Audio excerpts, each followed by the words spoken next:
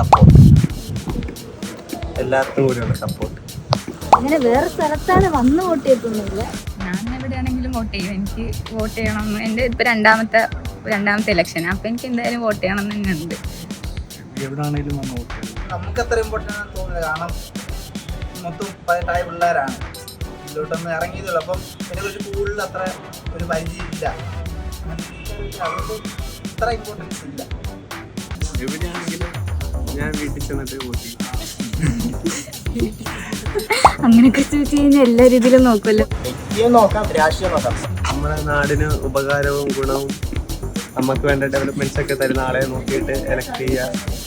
അവർ voter ക്യാമ്പയിന് പറഞ്ഞ promises keep ചെയ്യണം. അത് നാട്ടുകാരും കുറേ വികസനങ്ങൾ ഉണ്ടാവുന്ന കാര്യങ്ങൾ, പിന്നെ അവർക്ക് ചെയ്യാനായിട്ട് കുറേ ഐഡിയാസൊക്കെ ഉണ്ടോ നോക്കും.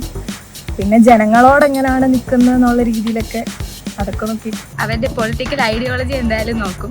പിന്നെ അവർ രാഷ്ട്രീയത്തിൽ കുറേ നാളുള്ള ആൾക്കാരാണെന്നുണ്ടെങ്കിൽ അവർ ചെയ്തിട്ടുള്ള കാര്യങ്ങൾ എന്തായാലും നോക്കും. പിന്നെ അവരിനി ഇതിനിപ്പോൾ കേപ്പബിൾ ആണോ അല്ലെങ്കിൽ അവർ എത്ര എഫിഷ്യൻ്റ് ആണ്, ഇങ്ങനത്തെ കാര്യങ്ങളൊക്കെ നോക്കിയായിരിക്കും വോട്ട് ചെയ്യുന്നത്. കാൻഡിഡേറ്റ് ആയിരിക്കും പാർട്ടി അല്ല, ക്യാരക്ടറും ആളുടെ ഒരു വാല്യൂ പോലിരിക്കും.